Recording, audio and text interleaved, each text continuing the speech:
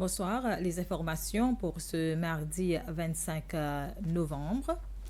Les pompiers sont intervenus ce matin pour éteindre le feu qui avait pris à l'intérieur d'un magasin de repas à emporter à Montfleury. Suivant cet incident, la police a fermé une partie de la route pour permettre aux services d'urgence d'intervenir.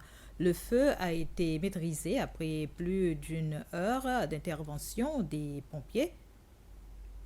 Vue du ciel, c'était une fumée noire qui s'élevait du bâtiment, lequel venait de commencer à fonctionner depuis peu.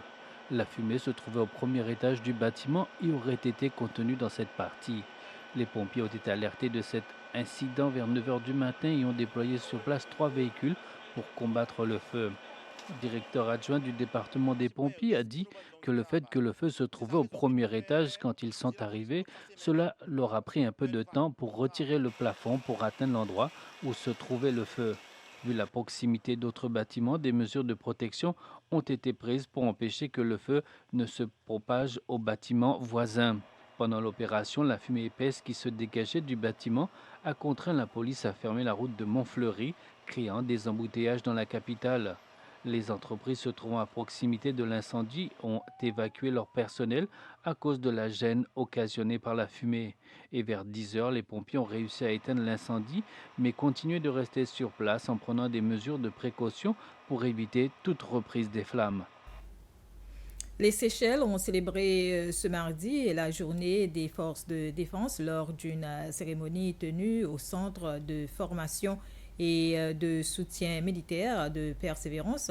L'événement, marqué par la présence du commandant en chef, le président Patrick Hermini, a rendu hommage aux hommes et aux femmes qui, chaque jour, protègent la souveraineté du pays. La cérémonie a été l'occasion de reconnaître la loyauté et la longévité de plusieurs officiers comptant entre 25 et 40 années de service. L'aumônier militaire, le lieutenant-colonel Louis Agatine, a ouvert l'événement par une prière comme le veut la tradition. Les violences faites aux femmes sur les réseaux sociaux ont dû graves conséquences sur leur santé mentale, non seulement pour elles-mêmes, mais aussi pour leurs conjoints et leurs enfants. La présidente de l'Assemblée nationale, Azarel Ennesta, a fait cette déclaration ce matin dans un message marquant la journée internationale pour l'élimination de la violence à l'égard des femmes.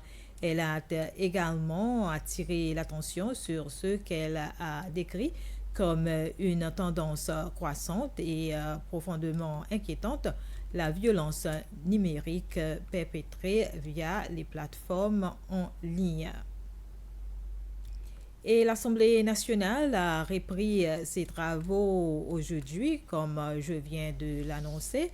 Le ministre des Finances a fait une déclaration sur les perspectives économiques et budgétaires pour l'année financière 2026.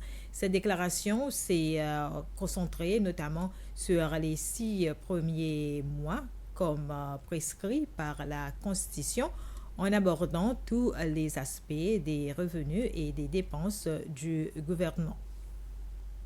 C'était les informations. Merci de votre attention.